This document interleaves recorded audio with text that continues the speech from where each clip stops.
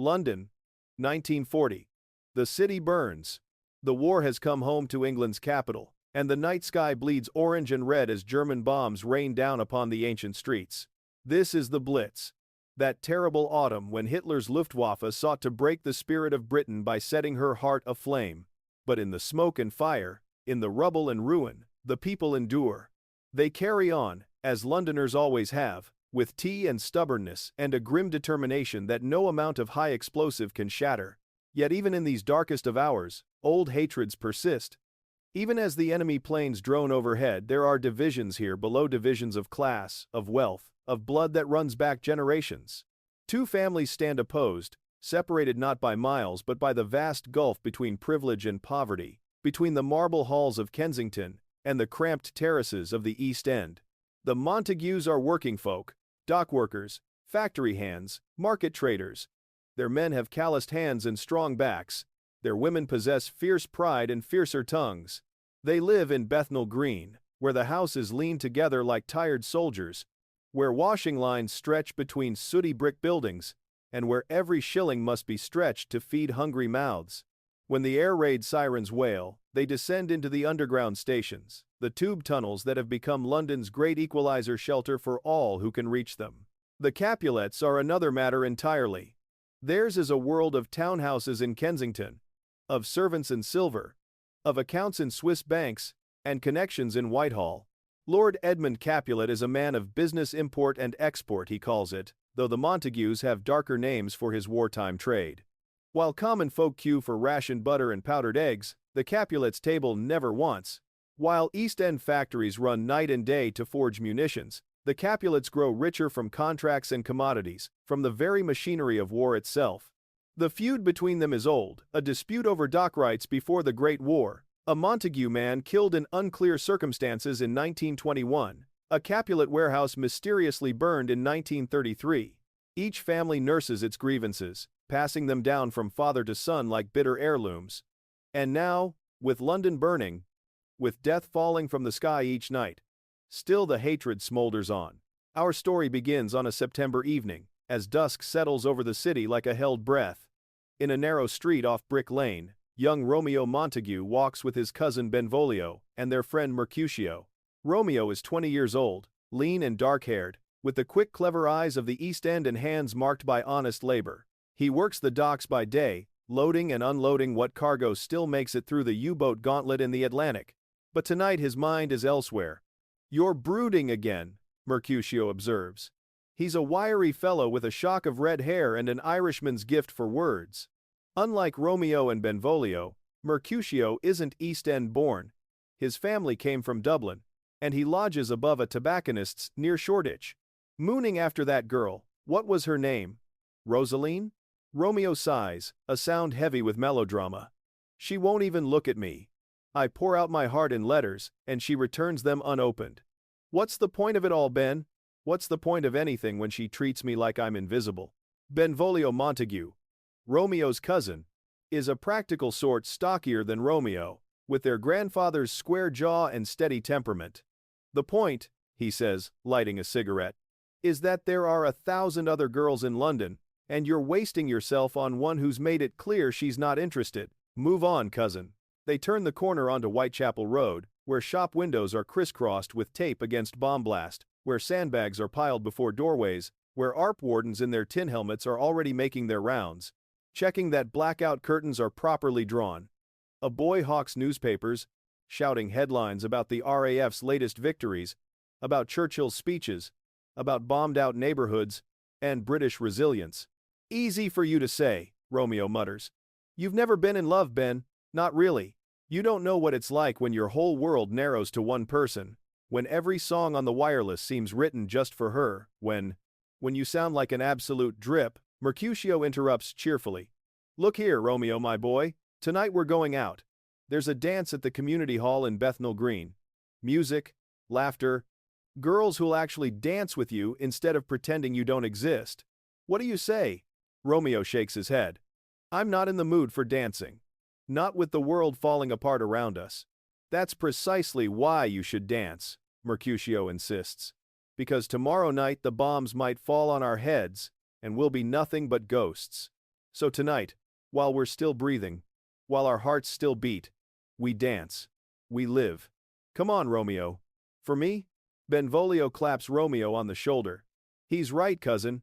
Besides, your mother asked me to keep an eye on you. She says you've been moping about like a lost soul. One evening of normal life won't kill you. Above them, the sky is deepening from gray to purple to black. Soon the sirens will wail. Soon the bombers will come. Soon the city will crouch in fear and defiance as high explosive and incendiary rain down upon it. But for now, for just a few hours more, there is this. 3 young men walking through streets that have stood for centuries, their breath fogging in the autumn air, their voices carrying in the gathering dark. Romeo finally nods. All right, I'll come. But don't expect me to enjoy myself. Mercutio grins. That's the spirit, sort of. While Romeo Montague trudges through the East End with his companions, across London in quite another world, Juliet Capulet prepares for the evening ahead. Her bedroom in the Kensington townhouse is a girl's dream soft carpets, a 4-poster bed with embroidered linens, a vanity with a silvered mirror that reflects her face in the lamplight. She is 17 years old, with dark hair that falls in waves to her shoulders and eyes the color of strong tea. Her mother insists she's a beauty, though Juliet herself sees only an ordinary girl when she looks in the glass. Her nurse, Agnes, fusses with the blackout curtains, making certain not a crack of light will escape to guide enemy bombers. Agnes has been with the family since before Juliet was born, a working-class woman from Lambeth, who raised Juliet when Lady Capulet proved more interested in society than motherhood. Agnes is stout and practical, with gray hair pinned severely back and a face that can shift from stern to tender in a heartbeat. There now, that's proper, Agnes says, tugging the heavy fabric into place. Can't have the ARP warden banging on the door, can we? Your father would have a fit. She turns to Juliet. And why aren't you dressed yet, child? Your mother wants you downstairs within the hour. Juliet sighs, setting down the book she's been reading, a collection of Yeats' poetry, borrowed from her father's library. Do I really have to go, nurse? Another fundraiser for the war effort? Another evening of standing about making polite conversation with people who've never done a real day's work in their lives? Watch your tongue, Agnes says. But there's no real rebuke in it. Your parents do their bit for the war, same as anyone. Do they? Juliet's voice carries an edge. Father sits on committees and makes telephone calls, and somehow his bank account grows fatter while everyone else tightens their belts. Mother plans charity galas, where rich people congratulate each other for their generosity. Meanwhile, people are dying, nurse. Real people, in the bombing. I want to do something that actually matters.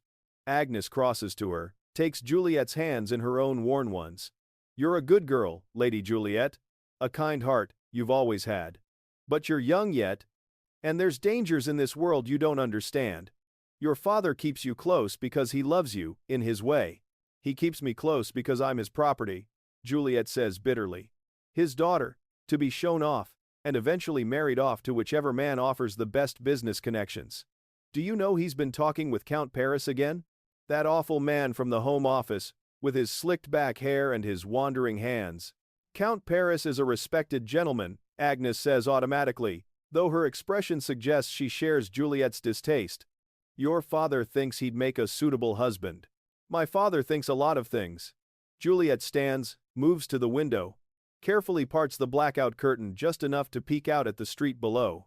In the fading light, she can see sandbagged storefronts, a fire engine rumbling past, a group of Home Guard volunteers drilling in the square. Sometimes I think about running away, nurse. Joining the Women's Auxiliary or the Land Army. Actually doing something useful instead of being a decorative object in my father's house. A knock at the door interrupts them. Lady Capulet enters without waiting for a response. She never does. Eleanor Capulet is a handsome woman in her early 40s, impeccably dressed even in wartime. Her blonde hair styled in perfect victory rolls. Her lips painted crimson. She surveys her daughter with the critical eye of someone inspecting merchandise. Juliet, darling, you're not even dressed. The car will be here in 40 minutes. We cannot be late to Lady Pemberton's benefit dinner. Half of London society will be there. Half of London society is hiding in bomb shelters or digging through rubble for survivors, Juliet murmurs. What was that? Nothing, mother. I'll get ready. Lady Capulet's expression softens slightly. She does love her daughter, in her distant, aristocratic way. Wear the blue dress, darling. The one with the pearl buttons. Count Paris will be in attendance this evening, and your father is quite keen for you to make a good impression. I'm sure he is. Don't be difficult, Juliet. We all must do our duty. Mine is to maintain our family's position in society. Your father's is to ensure our financial security. And yours, my dear, is to make an advantageous match. Count Paris is highly placed in government, and he's expressed considerable interest in you. A girl could do far worse. After her mother leaves, Juliet turns to Agnes with desperation in her eyes. I can't marry him, nurse. I can't spend my life with that pompous fool, hosting dinner parties and pretending the world beyond our door doesn't exist. Agnes helps her into the blue dress, does up the tiny buttons with practiced fingers. Life doesn't always give us what we want, my lamb. But you never know, perhaps something will happen tonight. Perhaps fate has other plans. Neither of them knows how prophetic those words will prove to be. Meanwhile, across the city, the air raid sirens begin their terrible wailing song. The sound starts low and builds, an undulating moan that sets teeth on edge and sends people scrambling for shelter. Romeo and his friends have reached the Bethnal Green tube station, where crowds are already flooding down the steps, carrying blankets and thermoses, bundles of belongings and precious photographs, small children clutching teddy bears worn bald from loving. Here we go again, Benvolio says as the first distant crump of bombs echoes across the city. They descend into the earth, into the tunnels where London hides from the sky. The Bethnal Green underground station has transformed into a subterranean city. Families claim their spots along the platform, the same spots they occupy every night, marked out with chalk and defended with working-class territoriality. Blankets are spread, paraffin lamps are lit. Thermos flasks produce tea that tastes of tin and miracles. Children play between the rails, their laughter echoing off curved tile walls. Old women knit, their needles clicking in rhythm with distant explosions. Men smoke and play cards and tell stories about the Great War, when they fought in muddy trenches instead of cowering underground. Romeo, Benvolio, and Mercutio find a space near the wall. The Montague family has claimed this section. Romeo's mother and father are already here, along with assorted aunts, uncles, and cousins. His mother, Maria Montague, embraces him fiercely. "Thank God you're safe," she says. She's a small woman, worn thin by hard years and harder losses. Romeo had 2 brothers, both taken by the Spanish flu in 1918. "I worry every moment you're above ground." "I'm fine, Mum," Romeo assures her. Takes more than Hitler to finish off a Montague. His father, Thomas Montague, is a docker like his son, broad-shouldered and gray-bearded, with hands like slabs of beef and a voice that can carry across a shipyard. He's in conversation with several other men, their voices low and angry. "Profiteering. That's what it is," one man growls. "While we're rationed down to scraps, certain people are dining like royalty. The Capulets, for instance. Lord Bloody Edmund Capulet and his kind." Thomas Montague spits. "That bastard's made a fortune off this war. Import licenses, government contracts, all sorts of shady dealings while honest men break their backs for pennies. And his warehouse is near the docks. You know what they say about what's stored there. Black market goods," another man confirms. "Food, cigarettes, stockings, whiskey. Everything that's supposed to be rationed or unavailable. He's getting rich off the suffering of common folk."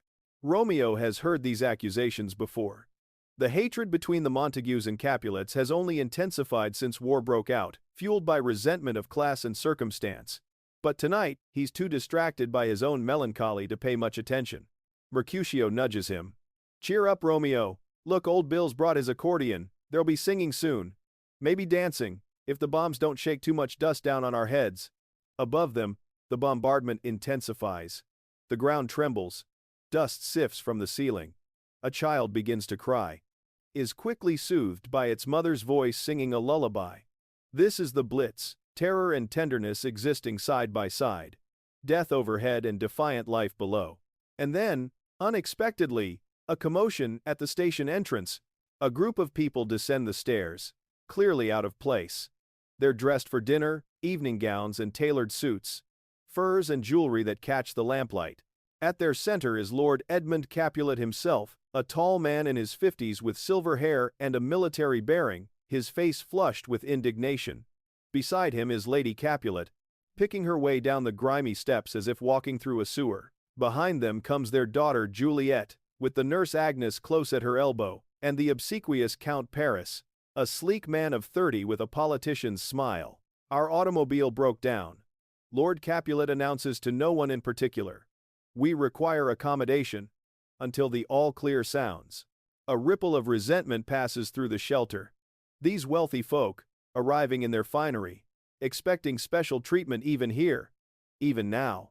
Thomas Montague rises to his feet, his face darkening. Well, well. Lord Capulet himself. Come to see how the other half lives? Edmund Capulet's eyes narrow as he recognizes his old enemy. Montague. I might have known I'd find you skulking in the dark like a rat in a hole. This rat's hole has saved more lives than your fancy townhouse ever will. Thomas shoots back. What's wrong, your lordship? Your private shelter not comfortable enough? Father, please, Juliet whispers, mortified. But her father is already advancing on Thomas Montague, and other men are rising, hands curling into fists. Gentlemen, please. The ARP warden hurries over, his tin helmet askew. We're all Londoners here. We're all sheltering from the same bombs. There's room for everyone if we're civil about it. The two patriarchs glare at each other, decades of hatred crackling between them like electricity. But the warden is right. The tension in the shelter eases, but only just. Lord Capulet and his party are directed to a space at the far end of the platform, as distant from the Montagues as the tunnel allows. Lady Capulet spreads a silk shawl on the filthy ground with visible disgust, while Count Paris attempts to make conversation with nearby shelterers who answer in monosyllables or not at all. Juliet stands apart from her family, feeling the weight of hostile stares from every direction. She understands their resentment. She wears a dress that cost more than most of these families earn in a month, has never known hunger or true hardship, lives in a world utterly removed from theirs. The shame burns in her chest like swallowed coals. Agnes touches her arm gently. Don't mind them, lamb. Class is class, and there's no changing what you were born to. But it isn't fair. Nurse, Juliet whispers. Look at them whole families crammed into this dreadful place night after night, while we have an entire house to ourselves. Why should accident of birth determine everything? Across the platform, Romeo Montague has noticed her. How could he not? She stands out like a rose in a rubbish heap. This girl in blue silk with pearls at her throat. But it isn't her clothes that capture his attention, it's something else. The way she holds herself apart from her parents, the troubled expression on her face, the manner in which she looks at the sheltering families not with disgust but with something that might be compassion. Don't even think about it, Benvolio warns, following his cousin's gaze. That's Juliet Capulet, Lord Edmund's only daughter. You might as well fancy the crown jewels for all the good it'll do you. She looks sad, Romeo says quietly. She looks rich, Mercutio corrects, and above your station by about 50 rungs of the social ladder. Come on, Romeo, plenty of East End girls who'd be happy to dance with you. But Romeo isn't listening. Old Bill has indeed produced his accordion, and someone else has a harmonica, and despite the bombs falling above, despite the fear and discomfort, music begins to fill the tunnel. It's what Londoners do, they carry on. They sing in the face of death. They dance while the world burns. Several couples begin moving in the limited space available, a modified waltz that accommodates the cramped conditions. Children clap along. Voices rise in song, We'll Meet Again. That achingly hopeful tune that plays on every wireless, that promises reunion and peace in some distant, imagined future. Romeo watches Juliet, and Juliet, sensing his gaze, looks up. Their eyes meet across the smoky, crowded platform. For a moment, just a moment, the war disappears. The bombs cease to exist. There is only this. Two young people looking at each other in the flickering lamplight, and something passing between them that neither can name but both immediately recognize. Count Paris appears at Juliet's elbow, breaking the spell. My dear, perhaps we might take a turn about the platform, such as it is. His smile is indulgent, proprietary, the smile of a man who believes he's already won the prize. I'd rather not, thank you, Juliet says, not taking her eyes from Romeo. Come now, don't be shy. Your father wishes us to become better acquainted. My father wishes many things that I don't share. Paris's smile tightens. He's not accustomed to refusal, particularly from young women he's decided to pursue. Juliet, darling, I'm trying to be patient, but Then be patient somewhere else. She steps away from him, moving along the platform's edge. She doesn't have a destination in mind, only a need to escape Paris's cloying attention, to breathe air that hasn't been poisoned by his cologne and presumption. She finds herself near a support pillar, partially hidden from her family's view. The music continues. Accordion and harmonica joined now by voices singing, "The White Cliffs of Dover." An old woman weeps quietly, perhaps she's lost someone, perhaps she simply carries the accumulated grief of too many terrible days. "It's beautiful, isn't it?" a voice says beside her. Juliet turns to find Romeo Montague standing there. Up close, she sees he's handsome in an entirely different way from Count Paris. No polish or sophistication, but something honest in his face. Something real. His clothes are working clothes. His hands show evidence of manual labor. But his eyes are intelligent and kind. "What is?" she asks, though her heart has begun beating faster. "This." He gestures at the shelter around them. All of it.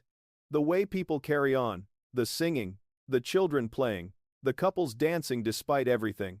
It's mad and it's sad and it's absolutely beautiful. Juliet finds herself smiling. "I was just thinking how dreadful it is, how unfair, that people should have to live like this while people like my family." "Are you apologizing for having money?" Romeo asks. And there's no hostility in the question, only curiosity. Perhaps. Is that foolish? It's kind, though kindness and foolishness often keep company. He extends his hand. "I'm Romeo. Romeo Montague." She should walk away. She should return to her family immediately. The Montagues and Capulets are enemies. She's heard her father rage about them countless times. But instead, she takes his hand. His palm is rough against hers, warm and solid and real. "Juliet Capulet," she says. His eyes widen slightly. He knows what this means, knows they're standing on opposite sides of an unbridgeable divide, but he doesn't release her hand. "Juliet," he repeats, as if tasting the name. "It suits you." Above them, a bomb falls close enough to shake the entire station. The lights flicker. Dust rains down. People cry out, children scream, and instinctively Romeo pulls Juliet closer, shielding her with his body. They stand pressed together, strangers and enemies, while death passes overhead. When the rumbling subsides, they're still holding each other. They separate slowly, reluctantly. Juliet's heart hammers against her ribs, and she's acutely aware of Romeo's hands on her shoulders, the warmth of him, the smell of honest sweat and tobacco, and something else, something uniquely him. "Are you all right?" he asks, his voice low and urgent. "Yes. Yes, I think so." She's trembling. Though whether from the near miss or from his proximity, she cannot say. "Thank you. Any decent person would have done the same. But you did it." Their eyes meet again, and Juliet feels something shift inside her, like a locked door swinging open. "Shouldn't you hate me? Our families?" "I don't know you well enough to hate you," Romeo says. "And what I've seen so far suggests I'd be going in quite the opposite direction." A laugh escapes her, surprising them both. "That's very forward, Mr. Montague." "These are forward times, Miss Capulet. Tomorrow night I might be dead. You might be dead. The whole city might be rubble. Seems wasteful to stand on ceremony when the world's ending around us." She should be scandalized.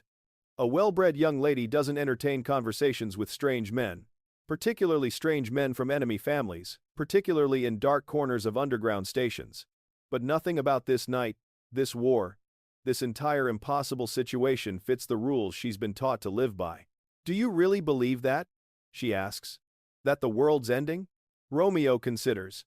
Around them, the music continues. Someone started singing, "A Nightingale Sang in Berkeley Square," that achingly romantic tune that seems to belong to another, gentler world.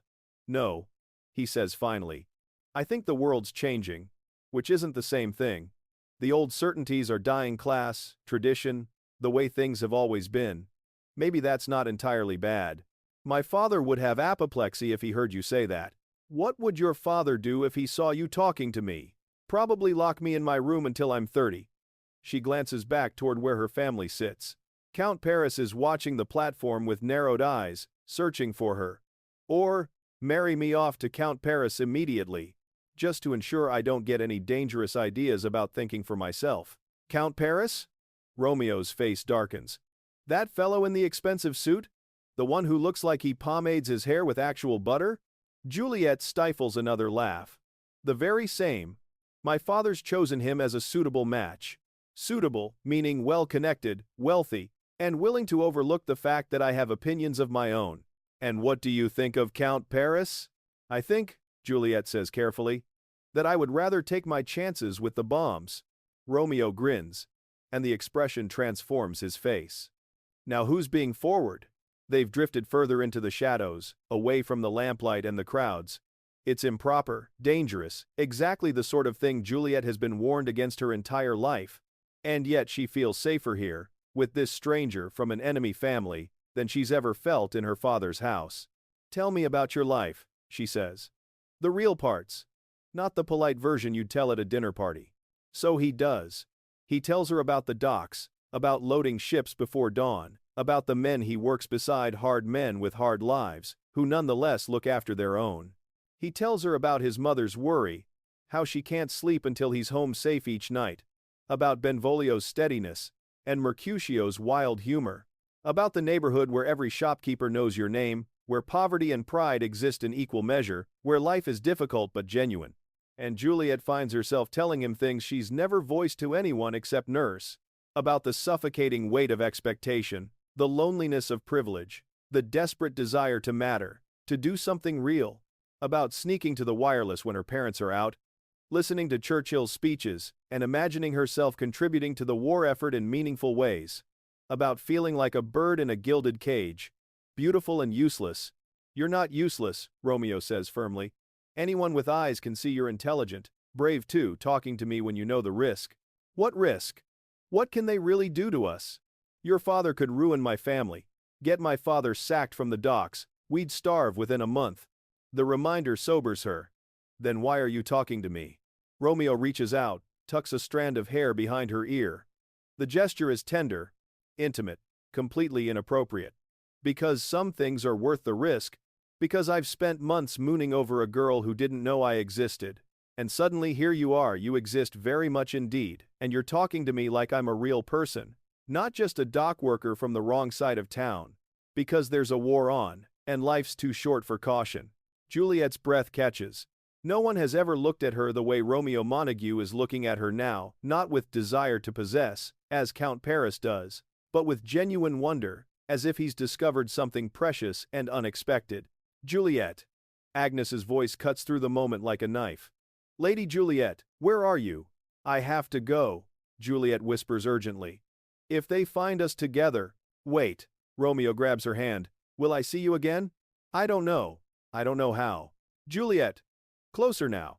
The tube station at Leicester Square, Romeo says quickly. Tomorrow evening, 7 o'clock, before the sirens. Meet me there. Please. She should say no. She should end this now, before it becomes something that cannot be undone. But looking into his eyes, feeling his hand clasping hers, Juliet finds herself nodding. Tomorrow, she breathes, and then she's gone, slipping back into the crowd, back toward her family and her gilded cage, and the life that suddenly feels impossibly small. Romeo stands alone in the shadows, his heart racing, his palm still warm from her touch.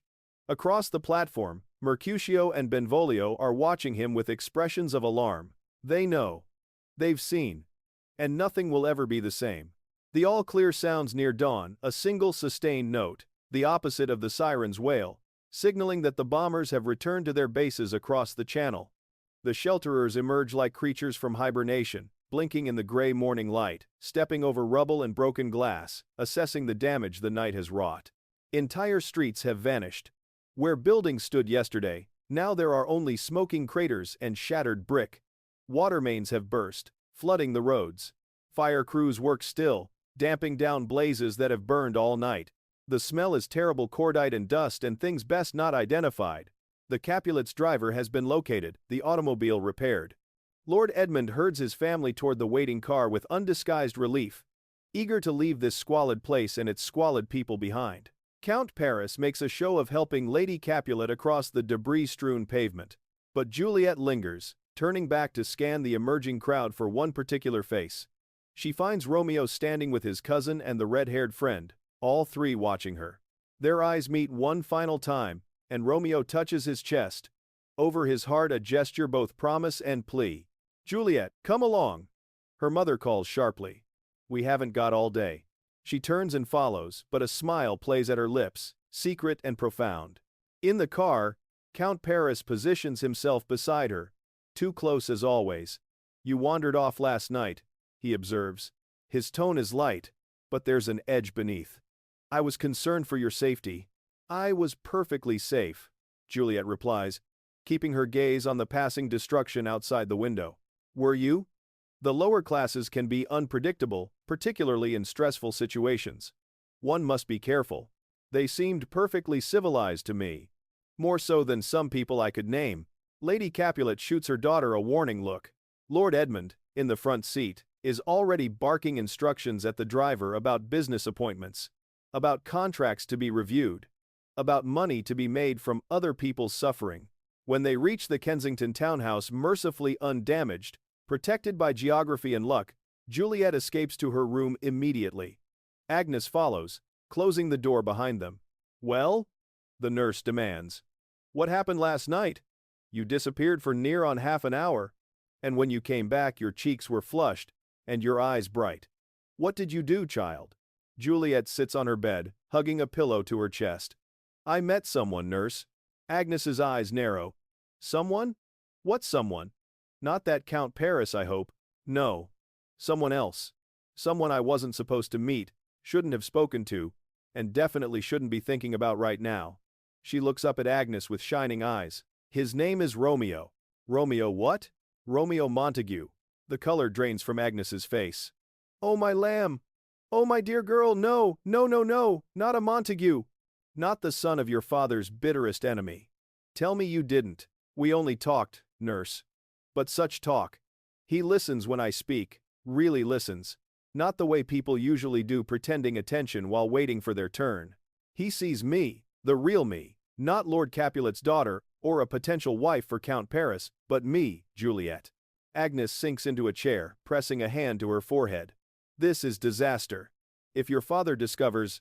"He won't. We're meeting again tonight. At Leicester Square Station, before the sirens." "You most certainly are not." "I am, nurse. I must. Don't you see? All my life I've done exactly what was expected. I've been the obedient daughter, the suitable young lady, the decorative object. Just once, just this once, I want to choose something for myself. Even if it's dangerous. Especially if it's dangerous." Agnes studies her charge with worried eyes. She's seen Juliet grow from infant to woman, knows her moods and dreams better than her own mother does.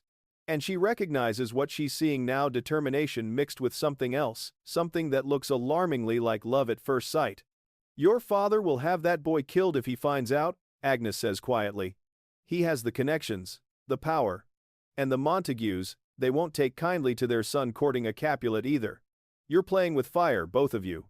"Then let it burn," Juliet whispers. "Let the whole world burn. I don't care anymore."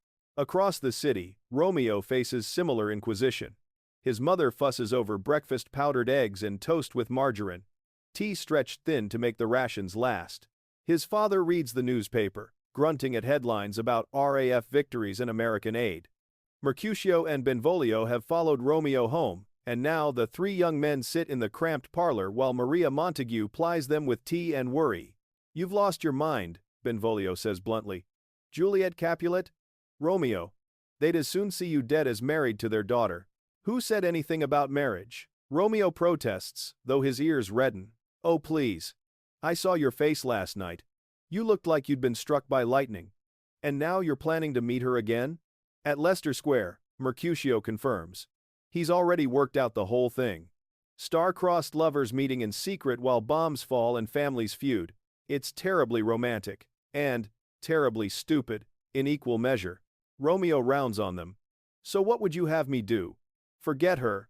Go back to pining after Rosaline, who never cared if I lived or died. Juliet is different. She's intelligent and kind and brave enough to talk to me despite knowing what it could mean.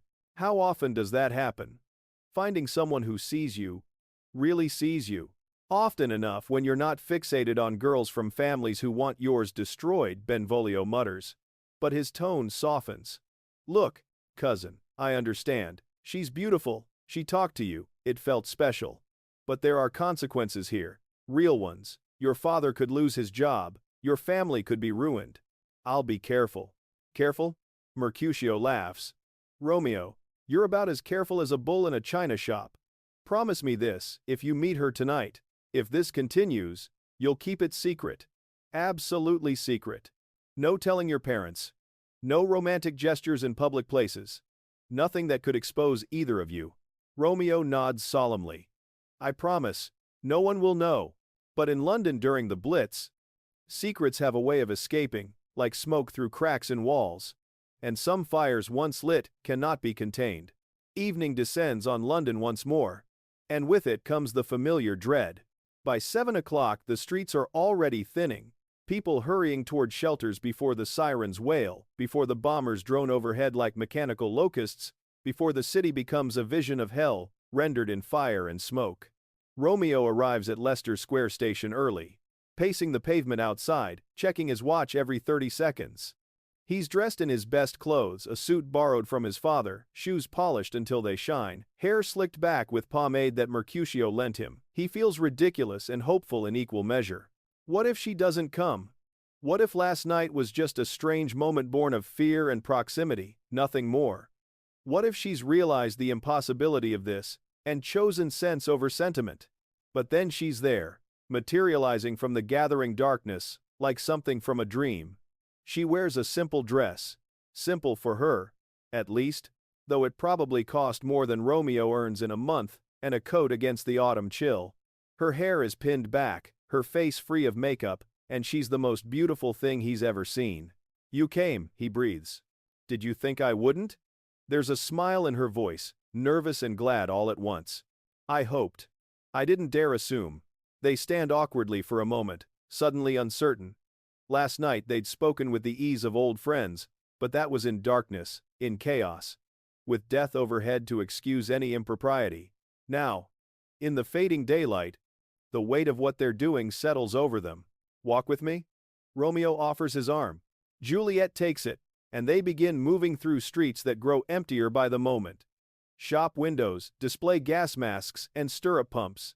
Posters urge citizens to dig for victory, to keep calm and carry on, to remember that careless talk costs lives. Barrage balloons float overhead like enormous silver whales, tethered to the earth, waiting for bombers that will surely come. I've never done anything like this before, Juliet admits. Sneaking out to meet a boy. It's rather thrilling. A boy your father would happily see hung, drawn, and quartered, Romeo adds. That does add a certain frisson of danger. She squeezes his arm. I told nurse I was volunteering at a church hall, rolling bandages for the wounded. She covered for me, though she thinks I'm mad. Are you? Mad? I mean? Juliet considers this. Perhaps. But it's a madness I choose, which makes it better than sanity forced upon me. She looks up at him. What about you? What did you tell your family? That I was meeting Mercutio and Benvolio at a pub. They know the truth, actually. Warned me against it in the strongest terms, then helped me plan it anyway. That's friendship, I suppose. They walk past Trafalgar Square, where Nelson still stands atop his column, presiding over a city that refuses to surrender. Sandbags surround the National Gallery. The fountains have been drained, water conservation for firefighting. A few pigeons peck at the pavement, oblivious to human conflicts. Tell me something true, Juliet says suddenly. Something you've never told anyone else. Romeo thinks. Sometimes, he says slowly, I'm ashamed of how much I hate your father. How much my whole family hates your whole family. It feels like this poison that's been passed down through generations, and we're all just drinking it without question. I don't even know why we hate you, not really. Something about the docks, about business deals gone wrong, about a death decades ago. But we're taught to hate, so we do. And then I met you. And suddenly it all seemed... He trails off. Stupid, Juliet supplies. Wasteful, cruel, all of that. Your turn. Tell me something true. She's quiet for a long moment. I'm terrified, she finally says. Terrified that this war will last forever, that Hitler will win, that everything we know will be destroyed. But I'm more terrified of living a safe, comfortable life that means nothing. Of marrying Count Paris and hosting dinner parties and slowly dying of boredom and irrelevance. At least if a bomb kills me, I'll have been alive first. Really alive, not just existing in a pretty dress. Romeo stops walking, turns to face her fully. Around them, dusk deepens into night. Soon the sirens will start. Soon they'll need to find shelter. But for now, for just this moment, there's only the two of them in the empty square. Juliet Capulet, he says softly. You are the least boring person I've ever met. She laughs, and the sound is like light breaking through clouds. High praise from someone who's known me less than 24 hours. Sometimes 24 hours is enough. Sometimes you just know. He reaches up, cups her face in his calloused hand. Is this madness? This thing between us? Completely. She leans into his touch. But what's the alternative? Caution? Sense? Where's the poetry in that? There's no poetry in getting caught, either. In what our families would do if they found out, then we won't get caught. The sirens begin their wailing song, air raid warning, the nightly summons to the underworld. Around them, the last few pedestrians break into runs, heading for the nearest shelter. An ARP warden appears, shouting at them to take cover. Come on, Romeo says, grabbing Juliet's hand. They run together through streets that will soon be filled with fire, down steps into another underground station, this one already crowded with shelterers claiming their spaces. But unlike last night, they're together now. They find a relatively quiet corner and sit close, shoulders touching, fingers intertwined. Around them swirls the organized chaos of the Blitz, crying children, anxious mothers, old men telling stories, young couples stealing kisses in the darkness. When this is over, Juliet says quietly, when the war ends and life returns to something like normal, what do you want to do? Romeo considers, I don't know. I've never really thought beyond getting through each day. Maybe travel? See something of the world beyond London? What about you? University, perhaps. My father would never allow it. But if we actually win this war, if things really do change the way you said, maybe women like me will have choices we never had before. Maybe I could study literature or history. Maybe I could be something more than someone's wife. You could be my wife, Romeo says, then immediately reddens. I'm sorry, that was far too forward. But Juliet is smiling. Was that a proposal, Mr. Montague? Good God, no. I mean, not that I wouldn't want to, eventually, but we've only just met and your father would have me killed, and... He stops, seeing her expression. You're teasing me. I am. You're quite adorable when you're flustered. Above them, the first bombs begin to fall. The bombardment tonight is particularly fierce. The ground shakes with each impact, and the curved ceiling of the tube tunnel groans under the strain. Dust falls in continuous streams, coating everything in gray powder. Children whimper, adults pray, and somewhere someone is singing "Pack Up Your Troubles" with desperate cheerfulness. Romeo pulls Juliet closer as a nearby explosion rocks the station. It's getting worse, he murmurs. They're targeting the East End again, the docks, the factories, where people like my family live. I'm sorry, Juliet whispers. And she is sorry for the bombing. Sorry for the inequality. Sorry for everything her class represents to his. If I could change it, you can't. Neither can I. All we can do is this. He turns to her, and in the flickering lamplight his face is serious, intense. Be here. Be real with each other. That's something, isn't it? In all this madness, to find one true thing? She wants to kiss him. The urge is overwhelming. Scandalous. Completely inappropriate in this public place. But before she can act on it, a commotion erupts near the tunnel entrance. Voices raised in anger. The sound of a scuffle. People are shouting, pressing back to give room to whatever violence is unfolding. What's happening? Juliet asks, craning to see. Romeo stands, helps her up. They edge closer to the disturbance, and Romeo's face goes pale. Oh hell! It's Tybalt. Who? Tybalt Capulet. Your cousin, I think? Hot-headed bastard, always looking for a fight. And indeed, pushing through the crowd comes a young man in his mid-20s, dressed in an officer's uniform, home guard, by the insignia. He's handsome in a sharp, dangerous way, with dark hair and darker eyes, and he's dragging someone by the collar. It's Mercutio.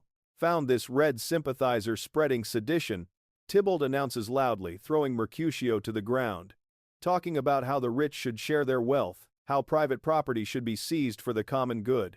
That's Bolshevik talk, that is. Treasonous talk. Mercutio scrambles to his feet, his face flushed with anger and embarrassment. I said that people hoarding black market goods while others starve are no better than traitors. And I stand by it. You watch your mouth, Irish scum. We've got laws about sedition. I could have you arrested. Romeo pushes forward.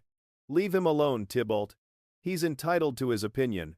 Tybalt's head snaps around, and a cruel smile spreads across his face. Well. Romeo Montague. I should have known you'd be involved. Your sort always stick together, don't you? Working-class rabble, jealous of your betters, spreading poison. Our betters? Romeo's voice is quiet, dangerous. You mean people like you? People who've never done an honest day's work? Who live off money made from other people's suffering? The crowd is watching now. The eternal London crowd that loves nothing better than a good row. They're murmuring, taking sides most with Romeo and Mercutio, some few with Tybalt. Careful, Doc Rat, Tybalt warns. I've got authority here. I could make life very difficult for you and your family. You already do. Your family already does. The Capulets have been bleeding the East End dry for decades. Juliet steps forward before she can stop herself. Tybalt, please. Leave them alone. Her cousin's eyes widen with shock, then narrow with suspicion. Juliet, what in God's name are you doing here? Does Uncle Edmund know you're slumming in public shelters with... He looks from her to Romeo, and understanding dawns on his face like a terrible sunrise. Oh, this is rich. This is absolutely priceless. Little cousin Juliet, sneaking out to meet a Montague. Wait until your father hears about this. Don't, Juliet says.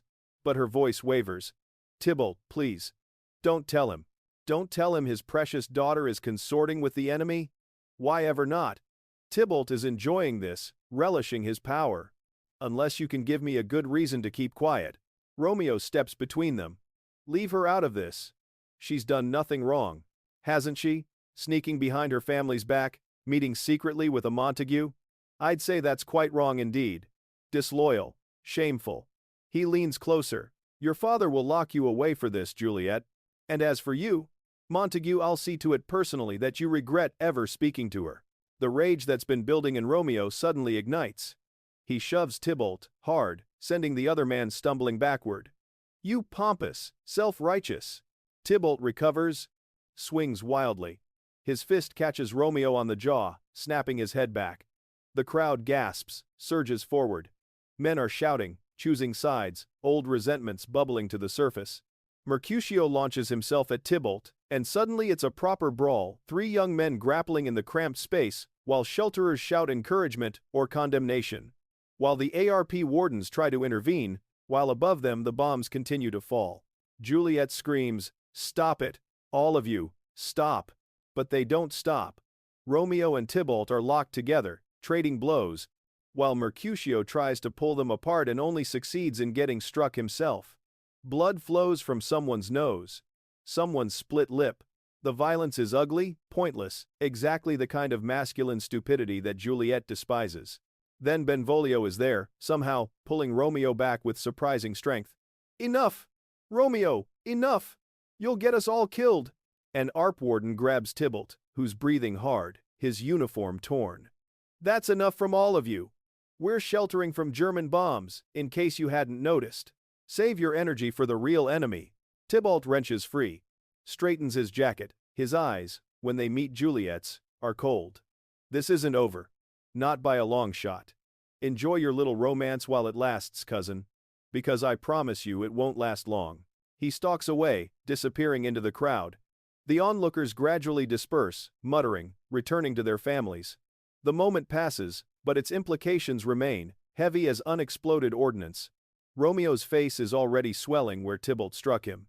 Juliet reaches out to touch it, but he flinches away. I should go, he says quietly. Before I make things worse. Romeo. He's right. You know. Your father will lock you away. My family could be ruined. And for what? A few stolen hours in bomb shelters? Don't say that, don't reduce what we have to. What do we have, Juliet? His voice is anguished. Really? We have a pretty dream that's about to turn into a nightmare for everyone we love. He turns and walks away. Benvolio and Mercutio following, leaving Juliet standing alone in the shelter, feeling as if the bombs have finally found their target, not the buildings above, but her heart itself. The all-clear sounds. But Juliet remains in the shelter long after most have departed. Agnes finds her sitting on the cold platform, staring at nothing, tears tracking through the dust on her cheeks. "Oh, lamb," the nurse sighs, settling beside her with a grunt. "I saw what happened. Half the shelter saw it. Your cousin Tybalt making a scene. That boy Romeo fighting for your honor. This is exactly what I feared. He walked away from me, nurse. Just walked away." Juliet's voice is small, broken, as if what we have means nothing. "What you have is dangerous, child, for both of you." Perhaps he's being wise, ending it before someone gets truly hurt. "Someone is already hurt!" Juliet turns to her, eyes blazing through tears. "I'm hurt. Can't you see that?" For the first time in my life, I felt seen, truly seen by someone, and now it's being ripped away, because of ancient feuds and stupid pride and men who'd rather fight than feel. Agnes takes Juliet's hand, holds it tight. "The world is what it is, lamb. We don't get to choose the circumstances we're born into.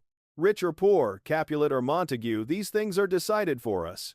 Fighting against them only brings pain." "Then I choose pain," Juliet whispers. "I choose pain over numbness. Over a life of empty comfort married to Count Paris, hosting dinner parties while the world burns, pretending none of it matters." They return home as dawn breaks over a wounded city. Entire neighborhoods have been reduced to rubble during the night. Fire crews work among the ruins, searching for survivors. Ambulances race past, bells clanging. The dead are covered with sheets and tarps, waiting for collection. This is London's morning ritual, now counting the cost of the previous night, burying the dead, and preparing to endure again when darkness falls. At the Capulet townhouse, Lord Edmund is waiting in his study. One look at his face tells Juliet that Tybalt has already been here, has already told his tale. "Sit down," her father commands, his voice like iron. Juliet sits. Agnes hovers in the doorway, but Lord Edmund waves her away impatiently. "Leave us, this is family business." When the door closes, the silence is terrible. Lord Edmund stands at the window, hands clasped behind his back, looking out at the street below. When he finally speaks, his voice is controlled, but rage simmers beneath each word. "Tybalt tells me you were seen last night consorting with a Montague. Romeo Montague to be precise. Thomas Montague's whelp. Please tell me this is some misunderstanding." Juliet lifts her chin. She's terrified, but she won't lie. "It's not a misunderstanding. I met Romeo. We talked. That's all." "That's all?" Her father turns, and his face is terrible. "That's all? You sneak out of this house under false pretenses, meet secretly with the son of my bitterest enemy, and you think we talked is an acceptable explanation? We're not at war with the Montagues, father. We're at war with Germany. Romeo is a good person, a decent person. I don't care if he's the Archbishop of Canterbury." Edmund's control breaks, and he's shouting now. "The Montagues are scum, working-class rabble who've spread lies about our family for decades. They've cost me business, damaged our reputation, and now my own daughter is meeting with one of them like some common tart. Don't call me that." Juliet stands, her own anger rising. "I'm not common, and I'm not a tart. I'm a person with thoughts and feelings, and I'm tired of being treated like property to be traded for business connections. You are my daughter, and you will do as you're told." Edmund advances on her, and for a moment Juliet thinks he might actually strike her. But he stops, visibly restraining himself. "Count Paris has asked for your hand. I've agreed. You'll be married within the month." "No." "I beg your pardon?" "I said no. I won't marry Count Paris. I don't love him. I don't even like him, and I won't spend my life as his property." Edmund's laugh is bitter, humorless. "Love? You think love matters? I'm trying to protect you, you foolish girl. The Montagues are dangerous. They've already poisoned your mind with their working-class nonsense about equality and choice. If you continue this association, I'll make sure that boy and his entire family suffer for it. Do you understand me? I have the power to destroy them. And I will." The threat hangs in the air like poison gas. Juliet feels the weight of it, the terrible responsibility. If she continues seeing Romeo, her father will ruin his family. But if she marries Paris, she'll be ruined herself, a different kind of destruction, slower but just as complete. "You can't make me love Count Paris," she says quietly. "You can force me to marry him, but you can't make me love him. I don't care if you love him. I care that you're safely married to a respectable man of appropriate station before you do something truly ruinous. You have 1 week to compose yourself and accept reality. The engagement will be announced next Friday. Until then, you're confined to this house. No going out, no visitors, no volunteering, nothing. Agnes will watch you constantly. You're imprisoning me. I'm protecting you from yourself. His voice softens slightly, almost gentle. Juliet, you're young. You think this Romeo Montague is special, that what you feel is unique and profound, but it's just youthful infatuation, magnified by wartime drama. In a year, you won't even remember his name. But Juliet knows differently. She knows with absolute certainty that Romeo Montague's name is written on her heart in indelible ink. That a year from now, 10 years from now, she'll still remember the way he looked at her in the lamplight, the warmth of his hand, the sound of his voice saying her name. May I go to my room? She asks, her voice empty. Yes. And think carefully about what I've said. This rebellion ends now, Juliet. One way or another. She climbs the stairs to her bedroom, closes the door, and only then allows herself to collapse. The tears come in great racking sobs for Romeo, for herself, for the impossible situation that has no solution. Outside her window, London prepares for another night of bombing. And somewhere in the East End, Romeo Montague is nursing his bruises and his broken heart, believing, as she does, that they've reached the end before they've barely begun. But this is not the end. This is merely the moment before the fall, the held breath before the plunge, because love, real love, doesn't surrender so easily.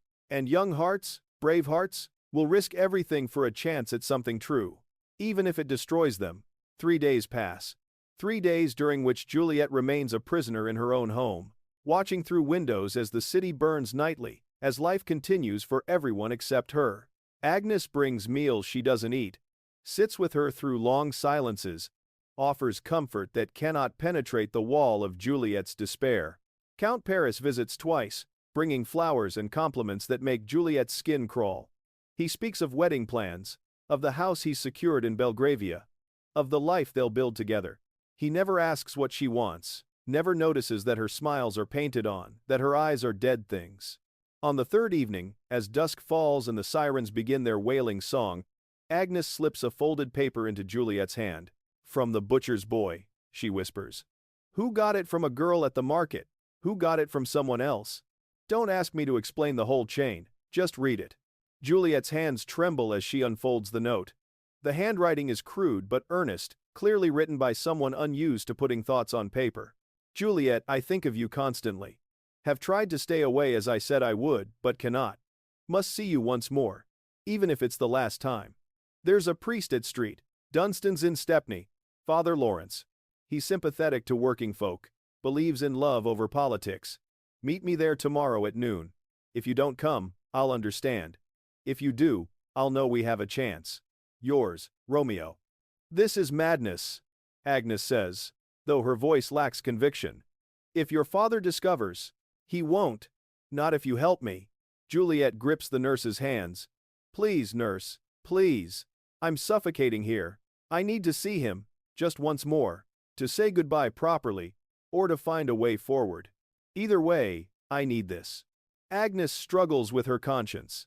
She's served the Capulet family for decades, owes them her livelihood. But she's loved Juliet since infancy, watched her grow from baby to woman, and cannot bear to see that light extinguished in her eyes. Tomorrow is market day, she says slowly. Your mother will be at her ladies' committee meeting. Your father will be at his office. I meant to watch you. But if I were to fall asleep after lunch, if I were to sleep very soundly for, say, an hour or two. Oh, nurse! Juliet embraces her fiercely. Thank you. Thank you. Don't thank me yet. This might be the worst decision I've ever made. The next day unfolds with agonizing slowness. Juliet forces herself to eat breakfast, to make conversation with her mother about wedding arrangements, to endure Count Paris's telephone call with apparent grace. She's playing a role now, the dutiful daughter, and the performance must be flawless. After lunch, Agnes retires to her room, complaining of a headache. Lady Capulet departs for her committee meeting. Lord Edmund is already at his office. The house settles into afternoon quiet, and Juliet seizes her moment. She dresses in her plainest clothes, a simple skirt and blouse, a worn coat that once belonged to Agnes, a headscarf to hide her distinctive hair. She looks at herself in the mirror and sees not Lord Capulet's daughter but an ordinary London girl, anonymous among millions. The streets are busy with midday traffic, delivery lorries, buses, pedestrians going about their business in the brief hours before the sirens will drive them underground again. Juliet walks quickly, head down, heart hammering. Every policeman might recognize her. Every passerby might be one of her father's associates. But the city is large, and she's dressed for invisibility, and no one gives her a second glance. Street Dunstan's church in Stepney is old, medieval. Its stones scarred by centuries. It survived the Great Fire of London, survived plague and poverty, and everything history could throw at it. Now it survives the Blitz, its tower standing defiant while newer buildings crumble around it. Inside, the church is cool and dim, smelling of old incense and older stone. A few people sit in pews, praying or simply seeking a moment's peace. And there, near the altar, stands Romeo. He turns at the sound of her footsteps, and the relief on his face is so profound it nearly breaks her. They rush to each other, meet in the center aisle, and suddenly she's in his arms, and he's holding her like she's something precious that might shatter. "I didn't think you'd come," he murmurs into her hair. "I thought I'd driven you away. That night in the shelter when I walked off like a coward. You're here now, that's what matters." They separate reluctantly as a figure emerges from the vestry, a priest in his 60s, with kind eyes and a face marked by compassion and humor in equal measure. Father Lawrence has spent 40 years ministering to the poor of the East End, and there's little of human nature he hasn't seen. "You must be Juliet," he says gently. "Romeo's told me about you, about your situation." "Then you know it's impossible," Juliet says. "Our families, I know that your families have been feuding for decades over grievances that no one can even properly remember. I know that this war is teaching us, or should be teaching us, that such divisions are petty and wasteful. And I know that you two young people have found something rare and precious in the midst of all this darkness." He gestures to the pews. "Sit. Let's talk." They sit together, hands clasped, while Father Lawrence settles across from them. "Romeo has proposed something radical," the priest begins. "He's asked me to marry you. Today. Here. In secret." Juliet's breath catches. "Marry? I know it's mad," Romeo says quickly. "I know we've only known each other days, not even weeks. But Juliet, they're going to force you to marry Paris. Once that happens, we'll have no chance. But if we're already married, if it's done before God and witnesses, then what?" Juliet's mind races. "My father will still try to separate us. He has the power. The connections.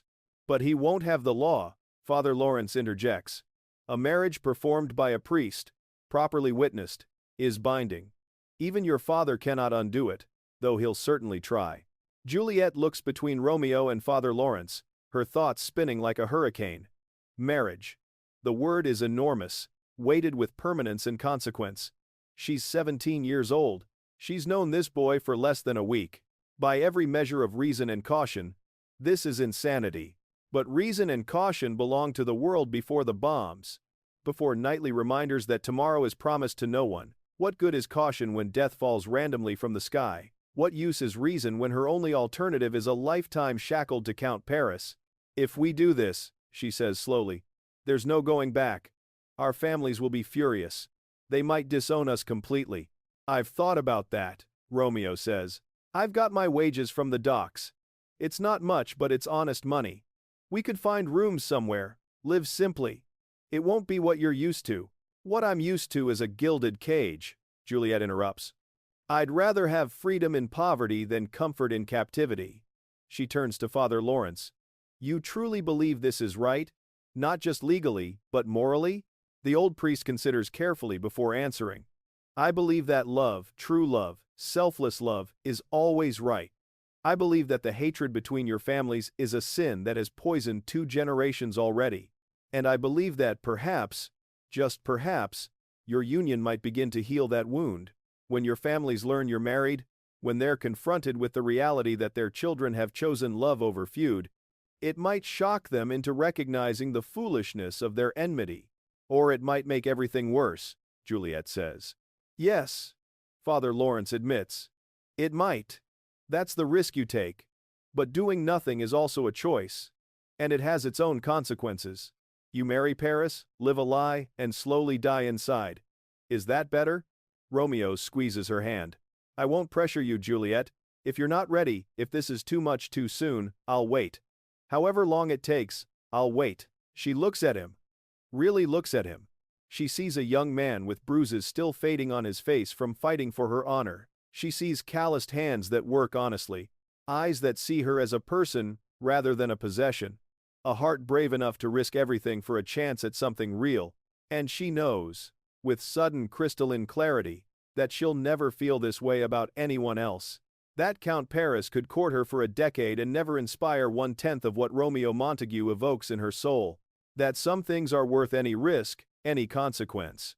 Marry us, she says. Now. Before I lose my nerve, or my father discovers I'm gone. Romeo's face transforms with joy. Father Lawrence nods gravely and rises. Then let's begin. I'll need witnesses wait here. He disappears briefly, returns with 2 people, an elderly woman who cleans the church, and a young man who serves as sexton. Both look curious but kind, willing participants in this clandestine ceremony. Father Lawrence positions Romeo and Juliet before the altar. Afternoon light streams through stained glass windows, painting them in colors of ruby and sapphire and gold. Outside, London continues its daily struggle queues for rationed food, children playing in bombed-out buildings, ARP wardens preparing for nightfall. But inside this ancient church, time seems to stop, to hold its breath. Dearly beloved, Father Lawrence begins, and the familiar words of the marriage ceremony roll out like a benediction. Romeo and Juliet stand hand in hand, speaking their vows in voices that shake with emotion and determination. I, Romeo, take thee, Juliet, to be my wedded wife, to have and to hold from this day forward, for better, for worse, for richer, for poorer, in sickness and in health, to love and to cherish, till death us do part. I, Juliet, take thee, Romeo, to be my wedded husband, to have and to hold from this day forward, for better, for worse, for richer, for poorer, in sickness and in health, to love and to cherish, till death us do part.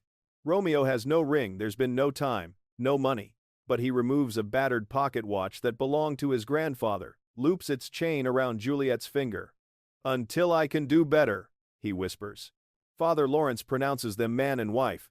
What God has joined together, let no man put asunder. You may kiss your bride, Romeo. The kiss is gentle, reverent, weighted with promise and fear and desperate hope. When they separate, both have tears in their eyes. The witnesses sign the register, along with Romeo and Juliet, their names side by side, legally binding, impossible to undo. Mrs. Juliet Montague. The name is strange and wonderful and terrifying.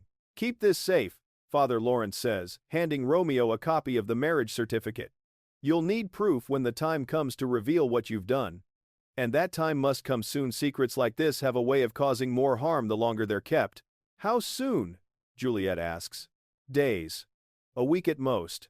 You'll need to tell your families, to face the consequences together. But for now, you have a few hours before you're missed. Go. Be together. You've earned that much. They leave the church as husband and wife, stepping into London's afternoon chaos. Romeo leads Juliet through streets she's never walked, past shops and pubs and market stalls, deeper into the East End where her kind never venture.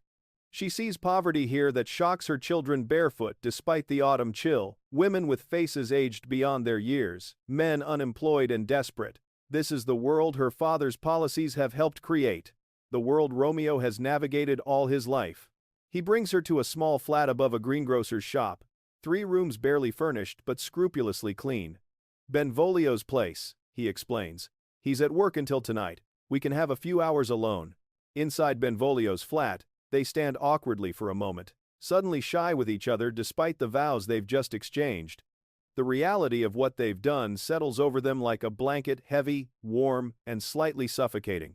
I wish I could give you better than this, Romeo says, gesturing at the sparse furnishings.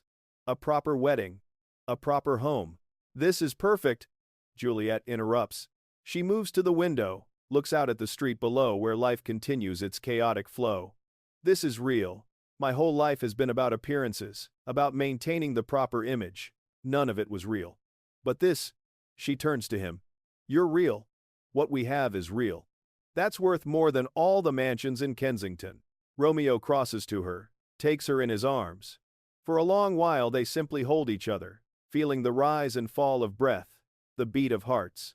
Outside, a radio plays dance music from a nearby flat. Children shout, playing some elaborate game. A vendor calls out his wares: apples. Fresh apples. Only slightly bruised. Tell me what you're thinking, Romeo murmurs into her hair. I'm thinking that I'm terrified and exhilarated in equal measure. I'm thinking that my father is going to explode when he finds out. I'm thinking that I've never been happier or more frightened in my life. She pulls back to look at him. What about you? I'm thinking that I'm the luckiest man in London. And the most doomed. He tries to smile, but it doesn't quite reach his eyes. Your cousin Tybalt won't let this stand. He'll come after me, after my family. And your father, then we'll face them together, as husband and wife. They talk through the afternoon, making plans that feel both concrete and impossibly fragile. They'll wait 3 days, they decide, to gather courage and strategy. Then they'll tell Father Lawrence's plan to both families simultaneously, in a public place where violence is less likely. They'll present their marriage as a fait accompli and appeal to whatever shreds of decency their families possess. It's a plan built on hope and naivety, but it's all they have. As the light fades and the time approaches when Juliet must return home, Romeo walks her back through streets growing dark with evening and blackout curtains. They part near enough to Kensington that she can reach home without suspicion, far enough that they won't be seen together. 3 days, Romeo says, holding both her hands. 3 days, and then we face them together. Together, Juliet echoes. She kisses him once more, tasting salt, his tears or hers. She cannot tell. Then she turns and walks away. Mrs. Juliet Montague, pretending to be Miss Juliet Capulet for just a little while longer. When she slips back into the townhouse, she finds Agnes pacing the foyer, wringing her hands. Thank God, the nurse breathes. Your mother returned early. I told her you were lying down with a headache, that I'd been checking on you regularly. She accepted it. But Juliet, we can't do this again. It's too dangerous. We won't need to, Juliet says. In 3 days, everything will be out in the open. Agnes's face goes pale. What have you done, child? Something brave, something true, something that can't be undone. She climbs the stairs to her room, and only when the door is closed does she allow herself to examine what she's wearing. Romeo's grandfather's watch chain, still looped around her finger. She removes it carefully, presses it to her lips, then hides it in the secret compartment of her jewelry box, where her mother will never think to look. Mrs. Juliet Montague. The name sings in her heart like music. Downstairs, the telephone rings. Agnes answers it, and her voice drifts up the stairs, cautious, worried. When she knocks on Juliet's door moments later, her face is grave. That was your father. He's coming home early. He sounded strange, angry, but also excited. He says he has news. A cold dread settles in Juliet's stomach. What kind of news? He didn't say, but he wants the whole family in the drawing room within the hour. Including you. They gather as commanded: Lord Edmund, Lady Eleanor, Juliet, and Tybalt, who's been summoned from his home guard duties. The drawing room feels oppressively formal. All antique furniture and family portraits, generations of Capulets staring down from gilt frames. Lord Edmund stands by the fireplace, a drink in his hand, his expression triumphant. I have excellent news, he announces. Count Paris and I have finalized the arrangements. The wedding will take place this Friday, 4 days from now. I've secured a special license, no need for bans or delays. Given the uncertainties of wartime, we all agreed that sooner is better. The world tilts beneath Juliet's feet.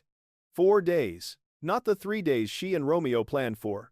4 days until she's expected to marry Count Paris. When she's already married to Romeo Montague. Father, she begins, but he cuts her off. No arguments, Juliet, this is happening. You'll be a married woman by week's end, respectably settled with a man of appropriate station. Everything is arranged: the church, the reception, the announcement in the Times. You should be grateful. Many girls would kill for such an opportunity. Juliet looks at her mother, hoping for support, but Lady Eleanor simply nods approvingly. She looks at Tybalt, who smirks with satisfaction. He knows this will destroy whatever she has with Romeo. I need to speak with you, Juliet says, her voice barely above a whisper. Privately. It's important. After the wedding, Lord Edmund says dismissively. Whatever it is can wait. Now go to your room and start preparing. Your mother has engaged a dressmaker who'll be here tomorrow morning. You need to be fitted for your gown. Juliet flees to her room, her mind racing. 4 days. She needs to contact Romeo, needs to tell him the timeline has changed, needs to act now instead of waiting. But how? She's more closely watched than ever, and the walls are closing in like a trap with no escape. She goes to her window, looks out at the darkening city. Somewhere out there, Romeo believes they have 3 days. But they have less than that now. Far less. That night, the bombing is relentless. Wave after wave of Luftwaffe bombers drone overhead, and London burns with an intensity not seen since the Great Fire nearly 3 centuries ago. The East End takes the worst of it. Incendiary bombs fall like rain, igniting warehouses, factories, tenements.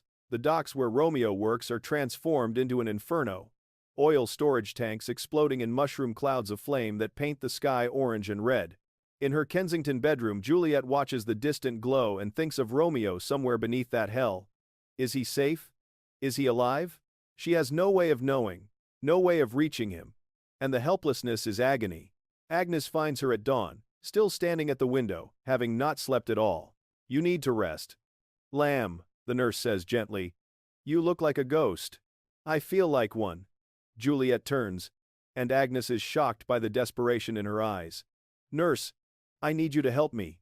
One more time. Please. Juliet, your father has the house practically under guard. He's not taking chances. Then I'll write a letter. You can get it to Romeo somehow, through your contacts at the market, the same way his letter reached me. Please, nurse. He needs to know about the wedding being moved forward. He needs to know we have to act now. Agnes hesitates, torn between loyalty and love. But seeing Juliet's anguish, she finally nods. Write it quickly. But make it vague, in case it's intercepted. Don't put anything that could be used against either of you. Juliet scribbles frantically. Our plans have changed. Friday, not next week. Cannot wait 3 days. Must act immediately. Meet me at Father L's tomorrow evening at 6. If you love me, come. Everything depends on it. J. She folds it, presses it into Agnes's hand. Please, get this to him today. Agnes tucks it into her apron. I'll do what I can. But Juliet, you need to prepare yourself. Things may not go as you hope. Your father is determined. Count Paris is determined. And Romeo. He's just one boy from the East End against all that power. He's my husband, Juliet says quietly. That gives him power they don't even know about yet. Agnes departs on her marketing errands, the letter hidden carefully. She passes it to the fishmonger's wife, who passes it to a delivery boy, who's meant to take it to Bethnal Green, to the Montague household. It's a fragile chain of trust, and like all fragile things in wartime, it's vulnerable to breaking. The delivery boy is 14 years old, quick and clever, making money running messages between neighborhoods. He sets off on his bicycle, Juliet's letter tucked in his jacket, but he never reaches Bethnal Green. An unexploded bomb from the previous night's raid, buried in rubble, chooses that moment to detonate. Perhaps someone kicked it, perhaps it simply reached its delayed ignition. The explosion tears through the street, killing 7 people instantly, an old man, 2 women, a mother with her infant, a shopkeeper, and a delivery boy on a bicycle. The letter, along with everything else the boy carried, is incinerated in the blast. Romeo knows nothing of this. He spent the night fighting fires at the docks alongside every able-bodied man in the neighborhood. The devastation is staggering, entire warehouses gone, ships burning at their moorings, the river itself seeming to be on fire as burning oil spreads across the water's surface. By morning he's black with soot, exhausted beyond measure, his hands blistered from wielding hoses and moving debris. But he's alive. And so is his family. And that's more than many can say. His father finds him as dawn breaks, pulls him aside from the other workers. We need to talk, Thomas Montague says grimly. About you and the Capulet girl. Romeo's heart sinks. How did you? Tybalt Capulet's been spreading it all over. Says you're corrupting his innocent cousin, that you've been meeting her in secret. Is it true? There's no point in lying. Yes. But father, it's not what you think. I love her. She loves me. We're You're playing with fire. Thomas's voice rises above the noise of the docks. Do you have any idea what Edmund Capulet could do to us? To me, to your mother, to this whole family? He could have me blacklisted from every dock in London. We'd starve. I know the risks. You know nothing. You're 20 years old, thinking with your heart instead of your head. This girl, this Capulet, she's not for you. She can't be. Her world and yours don't mix, Romeo. They never have. They never will. The world is changing, Romeo says desperately. This war, it's breaking down the old divisions. Class doesn't matter when we're all sheltering from the same bombs. Class always matters, and even if it didn't, the feud between our families does. That's blood, Romeo. Blood and hate going back decades. One girl isn't worth reigniting all that. She's worth everything. Thomas studies his son, sees the stubborn set of his jaw, the determination in his eyes. He's seen that look before, saw it in the mirror when he was young, before life and hardship taught him that love doesn't conquer all, that the world is harder and crueler than romantic boys believe. You'll end this, Thomas says flatly. Today. You'll stop seeing her, stop thinking about her, and we'll all forget this foolishness ever happened. That's an order, Romeo. From your father. I can't do that. Then you're no son of mine. The words hang between them, terrible and final. Around them, men continue working, salvaging what they can from the ruins. But in this moment, father and son stand on opposite sides of an unbridgeable gulf. Romeo turns and walks away, leaving his father standing alone among the ashes. Romeo spends the day in turmoil, wandering the bombed-out streets, wrestling with impossible choices. His father's ultimatum echoes in his mind, but so do his vows to Juliet till death us do part. He made those promises before God, and they cannot be broken by mere human anger. By evening, he's resolved. He'll go to Father Lawrence, ask his advice, and then he'll find a way to tell both families about the marriage. No more waiting, no more planning. Tomorrow he'll face whatever consequences come, because the alternative, abandoning Juliet to marriage with Count Paris, is unthinkable. He arrives at Street Dunstan's as dusk falls, finds Father Lawrence in the vestry sorting through supplies for the shelter that will soon fill the church basement. Romeo! The priest greets him with concern. You look terrible. What's happened? Romeo pours out the story, his father's ultimatum, the feud reigniting, the impossible pressure from all sides. I don't know what to do, father. I can't abandon Juliet, but I can't destroy my family either. You must tell them, Father Lawrence says firmly. Both families, immediately. Yes, they'll be furious. Yes, there will be consequences. But the longer you wait, the worse it becomes. And if Juliet is being pressured to marry this Count Paris, she won't, she can't, we're already married. The Count doesn't know that. Her father doesn't know that. They'll proceed with their plans unless you stop them. Father Lawrence grips Romeo's shoulders. Go to the Capulet house tonight. Demand to speak with Lord Edmund. Show him the marriage certificate. Make him understand that his daughter is already wed, that any other marriage would be bigamy and illegal. He'll kill me before I finish speaking. Perhaps. But what's the alternative? Let Juliet be forced into a false marriage. Let this deception continue until it destroys you both. The old priest's eyes are kind but unyielding. You chose a brave thing when you married her, Romeo. Now you must be brave enough to defend that choice. Romeo nods slowly. You're right, I'll go tonight. I'll tell them everything. Would you like me to come with you? As witness and mediator? No, this is something I have to do myself. Romeo manages a weak smile. If I don't return, you'll know how it went. Don't joke about such things. And Romeo, Father Lawrence produces a small flask. Holy water. For courage. And perhaps a prayer wouldn't go amiss either. Romeo takes the flask, tucks it in his pocket. He prays briefly, words tumbling over themselves for courage, for wisdom, for Juliet's safety, for a miracle that might make this end in something other than tragedy. Then he sets out for Kensington, walking through streets that grow progressively cleaner and wealthier, where the bombing damage is less severe, where privilege provides some insulation even from German bombs. The Capulet townhouse is lit despite blackout regulations. Apparently the rules apply differently to people like Lord Edmund. Romeo stands before the imposing door, gathering his courage, and raises his hand to knock.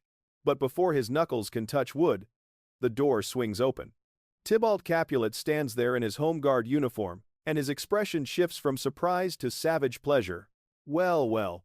Romeo Montague, delivering himself right to my doorstep. How convenient. I need to speak with your uncle, Romeo says, keeping his voice steady. It's urgent. It concerns Juliet. I'm sure it does. You've been sniffing around her like a dog in heat. Did you really think we'd allow it? Did you think there wouldn't be consequences? Tybalt steps onto the street, and Romeo sees he's not alone. Two other men emerge from the shadows, also in uniform, friends or associates recruited for whatever Tybalt has planned. I'm not here to fight, Romeo says. I'm here to talk. Man to man. Civilized. Civilized? From a Montague? Tybalt laughs. Your kind don't know the meaning of the word. You're scum, Romeo. Working-class trash trying to climb above your station. And you picked the wrong girl, the wrong family to target. I didn't target anyone. Juliet and we found each other. We? Shut your mouth about my cousin. Tybalt's hand flashes out, strikes Romeo across the face. You don't get to speak her name. You don't get to think about her. After tonight, you won't be in any condition to think about anything. Romeo tastes blood, feels rage building in his chest. But he forces it down, remembers Juliet, remembers their marriage, remembers that he's here for something larger than his own anger. Hit me if it makes you feel better, he says quietly. I won't fight you, Tybalt. We're family now. Whether you know it or not. Family? Tybalt's face contorts with fury. Have you lost your mind? Behind them, another voice cuts through the tension. What's going on here? They turn to see Mercutio and Benvolio hurrying up the street. Mercutio's face darkens when he sees the situation. Romeo outnumbered, bleeding, Tybalt, and his thugs clearly spoiling for violence. Leave him alone, Mercutio says, his Irish accent thickening with anger. Whatever quarrel you have, it's not worth bloodshed. Stay out of this, Red, Tybalt warns. This doesn't concern you. Anything that concerns my friend concerns me. Mercutio steps forward, positioning himself beside Romeo. Now back off before someone gets hurt. Someone's definitely going to get hurt, Tybalt agrees. The question is who? He swings without warning, a sucker punch, aimed at Romeo. But Mercutio intercepts it, shoves Tybalt back, and suddenly all pretense of civility vanishes.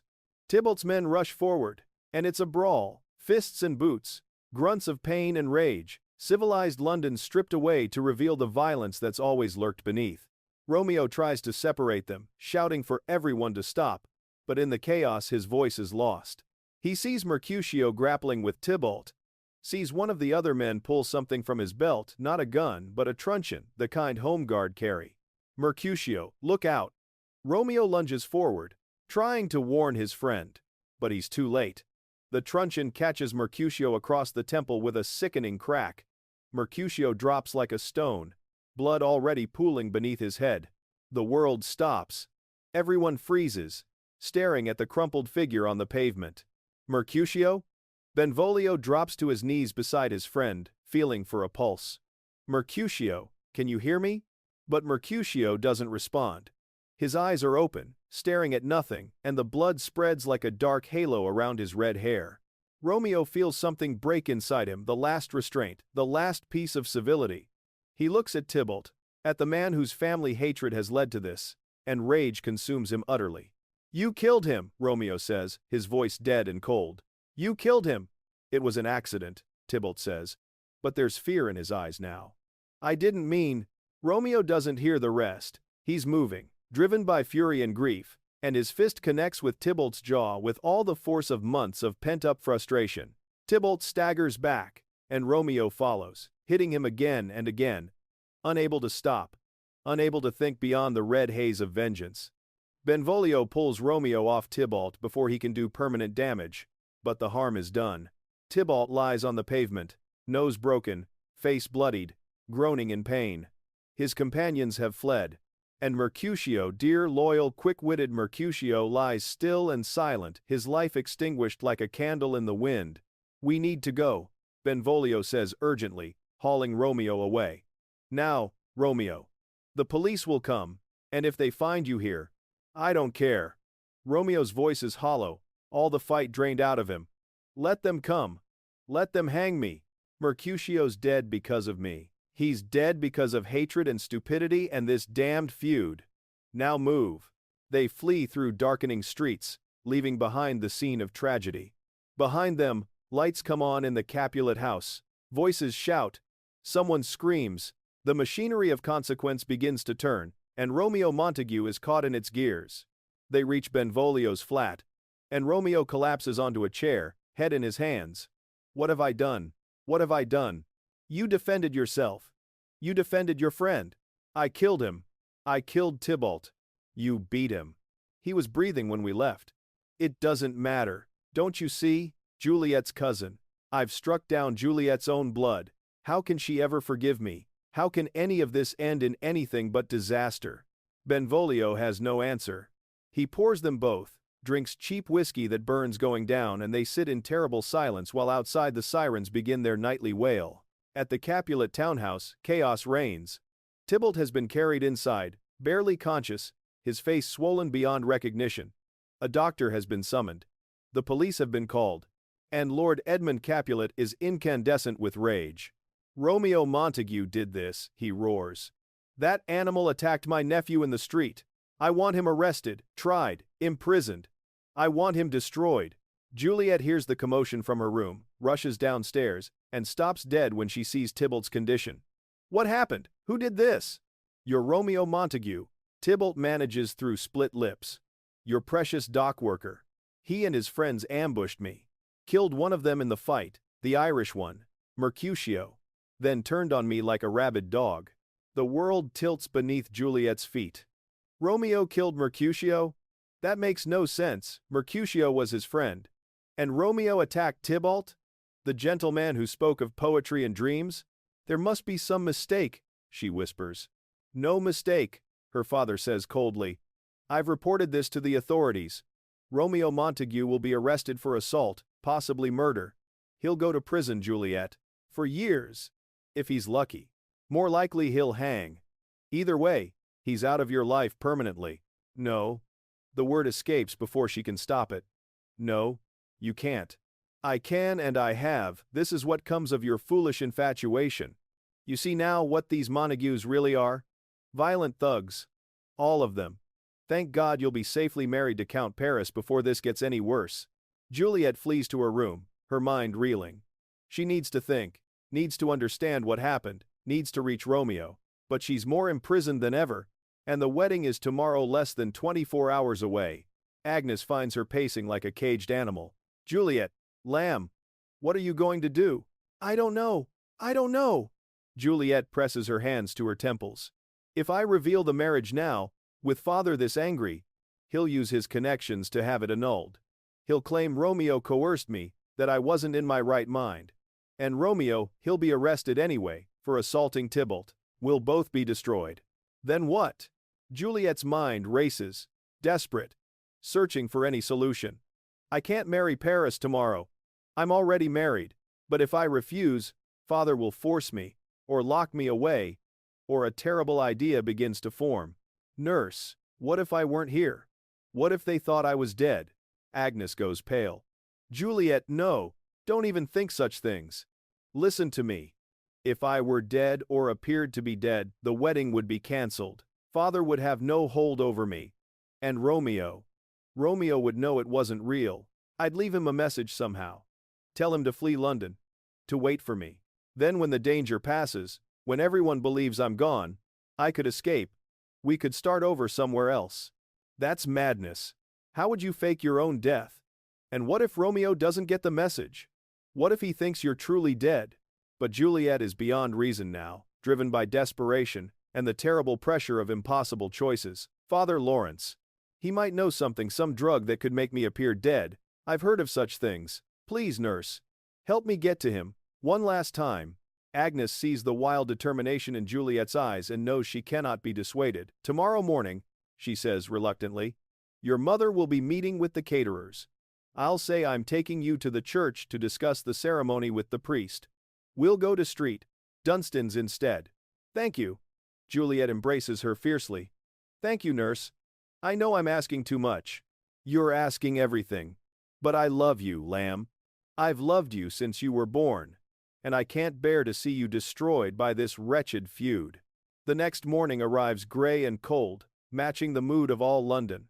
The overnight bombing was lighter, a small mercy, but the city wakes to fresh casualties, fresh grief, fresh evidence that the war grinds on without regard for human suffering. Agnes and Juliet slip out early, taking a taxi to Stepney. Father Lawrence is surprised to see them but ushers them quickly into the vestry when he sees Juliet's face. "Something's happened," he says. "Tell me." Juliet explains the fight, Mercutio's death, Tybalt's injuries, Romeo's disappearance, the wedding scheduled for this afternoon. Father Lawrence listens with growing horror. "This is catastrophic," he says. "Everything I feared, come to pass. Where is Romeo now?" "I don't know. Hiding somewhere, I assume. But Father, I need your help. Is there any way, any drug or medicine that could make someone appear dead? Slow the heart, stop the breathing, just for a day or two." Father Lawrence stares at her. "Juliet, what you're suggesting is incredibly dangerous. More dangerous than marrying Paris while already wed to Romeo? More dangerous than Romeo being hanged for defending his friend? Please, Father, if there's anything you can do." The old priest struggles with his conscience. What she's asking is reckless, potentially fatal. But what's the alternative? He knows Edmund Capulet's reputation, knows the man has the wealth and connections to destroy the marriage, to punish Romeo beyond all proportion, to lock Juliet away until she breaks. "There is something," he says slowly. "A tincture. I use it sometimes for patients in extreme pain. It induces a death-like sleep, shallow breathing, no apparent pulse. It lasts approximately 42 hours. Then the patient wakes naturally." He moves to a cabinet, removes a small vial. "But Juliet, if you do this, if you take this, your family will believe you dead. They'll prepare you for burial. The psychological trauma. I don't care. Tell me what to do. Take it tonight, before bed. Within minutes, you'll appear to have died in your sleep. Your family will be devastated, but they'll have no choice but to accept it. They'll make funeral arrangements."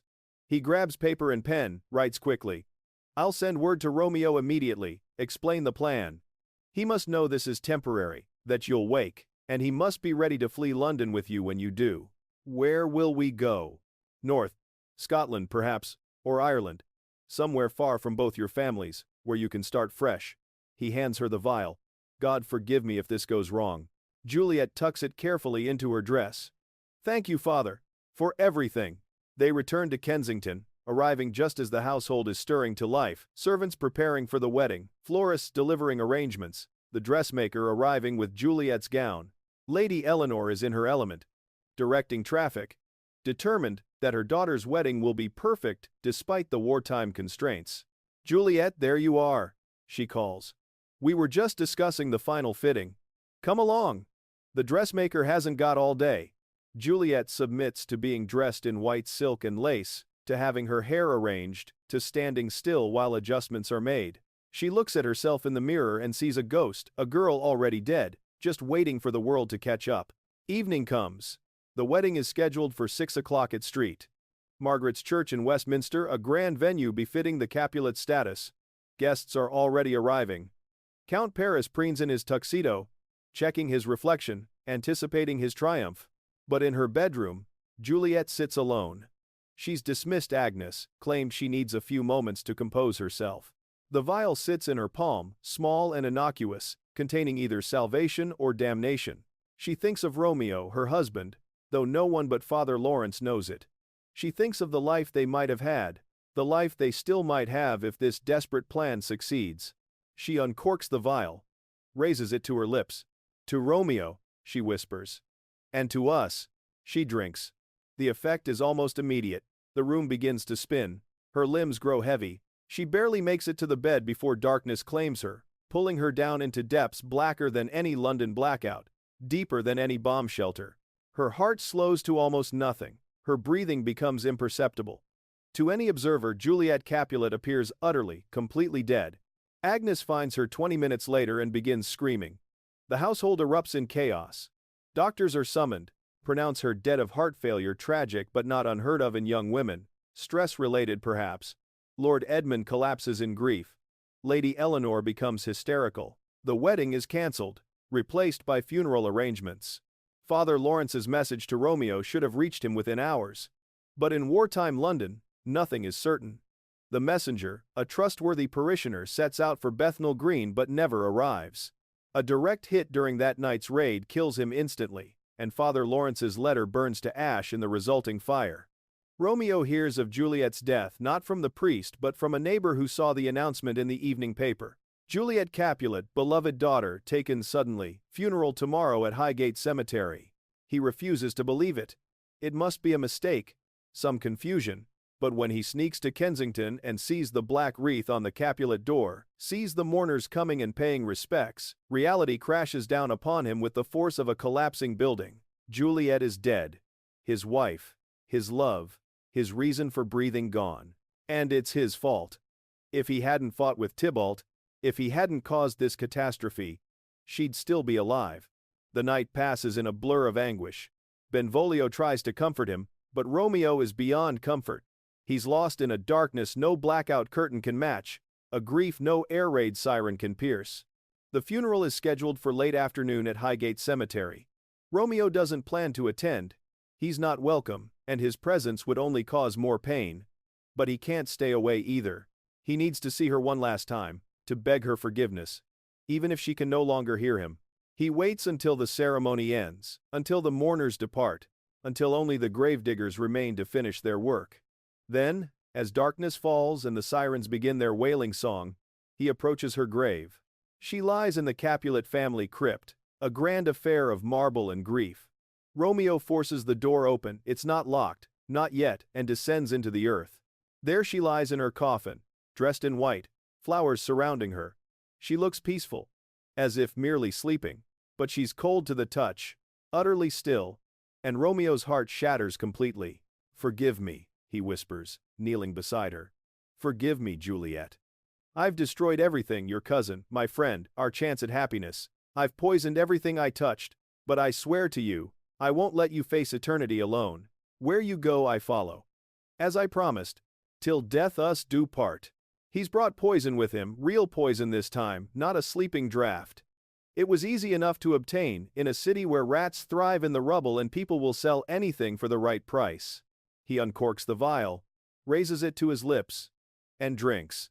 The effect is slower than Juliet's tincture but just as certain. He lies down beside her coffin, takes her cold hand in his, and waits for death to claim him. Above, the bombs begin to fall. Juliet wakes to darkness and confusion. She's cold, so cold, and confined in a space barely larger than herself. She pushes upward, and the coffin lid shifts. Thank God it hasn't been sealed yet. She struggles out, disoriented, her muscles stiff from 42 hours of unnatural sleep. "Romeo?" she calls softly. "Romeo? Are you here?" And then she sees him. He lies on the floor of the crypt, still and silent, an empty vial beside him. She drops to her knees, shakes him, calls his name, but he doesn't respond. She feels for a pulse, and finds nothing. Understanding comes slowly, horribly. He thought she was truly dead.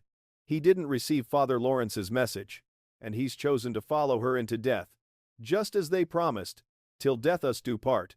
"No," she moans. "No, no, no. Romeo, wake up. Please, wake up. I'm here. I'm alive. We can still run away. We can still..."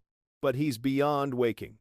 And Juliet understands, with terrible clarity, that she cannot face a world without him, cannot return to her father's house, cannot marry another, cannot live knowing that her desperate plan killed the only person who ever truly loved her. She picks up the vial Romeo used, but it's empty.